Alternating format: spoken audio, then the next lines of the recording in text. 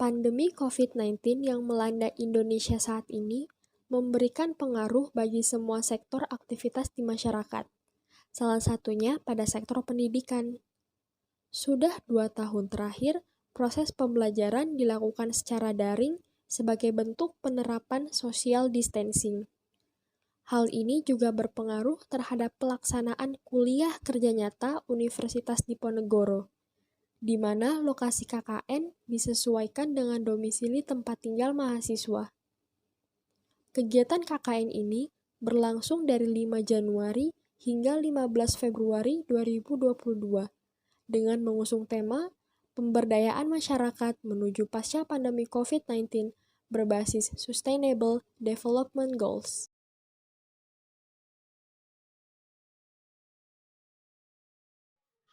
Perkenalkan, saya Zildania Amara Heratri dari jurusan Perencanaan Wilayah dan Kota, Angkatan 2018. Lokasi KKN saya berada di Kelurahan Jajar, Kecamatan Laweyan, Kota Surakarta. Kelurahan Jajar terletak di Kecamatan Laweyan, Kota Surakarta. Memiliki luas wilayah sebesar 1,15 km persegi dan jumlah penduduk sebanyak 9.382 jiwa. Kelurahan Jajar berbatasan dengan Kelurahan Baturan yang termasuk ke dalam wilayah Kabupaten Karanganyar di sebelah utara. Lalu, di sebelah timur berbatasan dengan Kelurahan Kerten, sebelah barat berbatasan dengan Kelurahan Karangasem, dan di sebelah selatan berbatasan dengan Kelurahan Pajang. Kelurahan Jajar memiliki letak yang strategis dan mudah dijangkau, karena dilalui oleh Jalan Adi Sucipto, yaitu jalan arteri yang menghubungkan kota Surakarta dengan kabupaten lainnya di wilayah Solo Raya. Sehingga pada kelurahan ini banyak ditemui permukiman dan juga berbagai macam fasilitas publik seperti rumah sakit, sekolah, tempat makan, supermarket, dan lainnya. Sebelum melaksanakan kegiatan KKN, terlebih dahulu dilakukan proses perizinan dengan pihak Kelurahan Jajar, di mana diwakili oleh Sekretaris Lurah Jajar, Bapak Kuncoro Triatmojo. Setelah itu, juga dilakukan perizinan dengan Ketua RW 7 yang diwakili oleh Ibu Ali Haryono.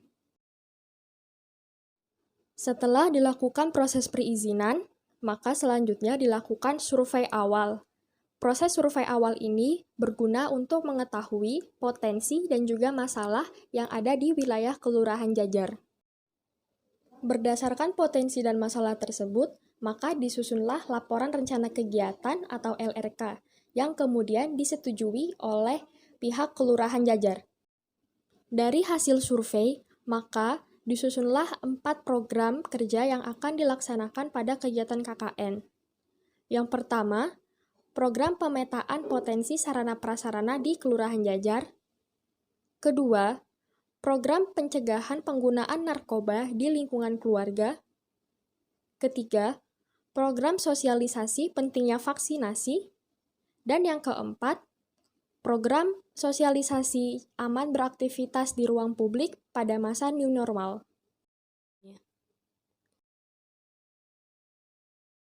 Proses pembuatan peta diawali dengan melakukan survei secara langsung dan juga melalui Google Maps. Hal ini dilakukan untuk memudahkan proses pendataan titik lokasi sarana-prasarana yang ada. Setelah semua data telah terkumpul, selanjutnya dilakukan penitikan lokasi sarana-prasarana tersebut dengan menggunakan software pemetaan ArcGIS. Dan berikut hasil pemetaan sarana-prasarana yang ada di Kelurahan Jajar. Dengan adanya peta ini, maka masyarakat akan dapat lebih mudah untuk mengetahui letak dan apa saja potensi sarana-prasarana yang ada di Kelurahan Jajar. Selain itu, bagi pihak kelurahan, peta ini juga dapat menjadi dasar bagi perencanaan pembangunan di wilayah Kelurahan Jajar. Program kerja kedua yaitu edukasi mengenai pencegahan penggunaan narkoba di lingkungan keluarga.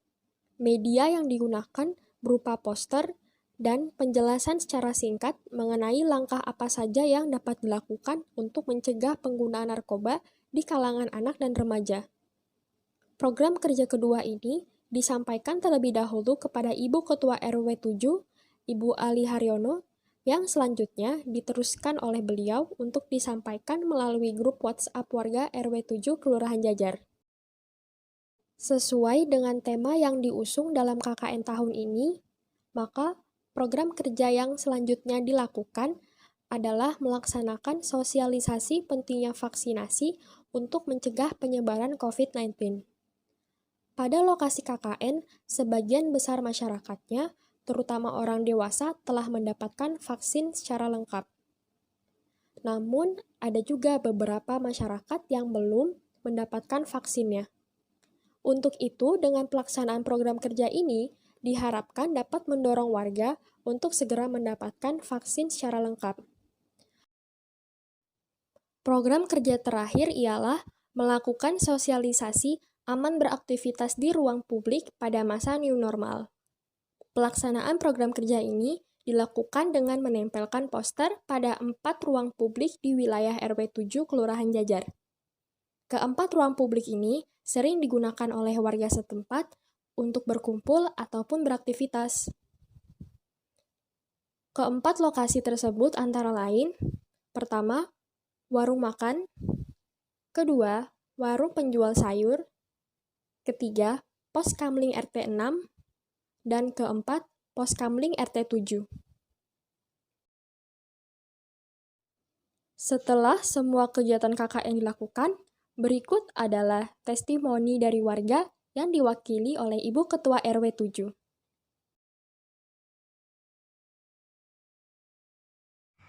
Ya. Selamat pagi Bu Ali. Jadi saya mau bertanya nih Bu, pendapat Ibu terkait kegiatan KKN yang dilaksanakan di masa pandemi di wilayah RW 7 Kelurahan Jajar ini bagaimana ya Bu? Selamat pagi Mbak Zada. Terima kasih untuk waktu yang diberikan. Saya menanggapi mengenai aktivitas atau kegiatan yang dilaksanakan berkait dengan KKN yang dilaksanakan di wilayah RW 7. Seperti yang saya tahu, kemarin setelah dilakukan kegiatan, Mbak Zinda berasal dari Fakultas Teknik nih. Iya Bu, benar. Jurusan Perencanaan Wilayah dan Kota.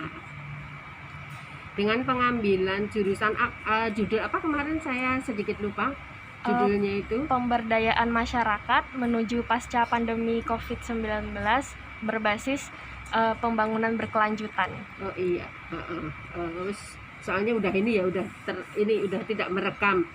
Judulnya sangat bagus Mbak. Kemudian justru sangat tepat di suasana yang seperti ini, sekalipun penjenengan dari Fakultas Teknik, tetapi pengambilan judul sangat tepat di saat ini dan juga di kondisi dunia saat ini. Dan judul yang diambil itu merupakan judul yang sangat berpengaruh terhadap kehidupan masyarakat, bukan hanya di wilayah RW 7 khususnya, tetapi Indonesia dan dunia. Karena saat ini kita semuanya sedang memikirkan wabah tersebut, yakni COVID-19. Jadi sangat berkait dengan judul yang panjenengan ambil. Iya Bu. Lalu Bu, mungkin selanjutnya terkait pelaksanaan program kerja Bu yang saya laksanakan. Mungkin dari Ibu ada saran, masukan, atau kesan dan pesan yang lain? Kalau saran dan masukan saya rasa sudah cukup ya, karena kita istilahnya itu terkait dengan situasi yang seperti ini. Jadi kalau untuk mengenai masukan saya rasa udah bagus.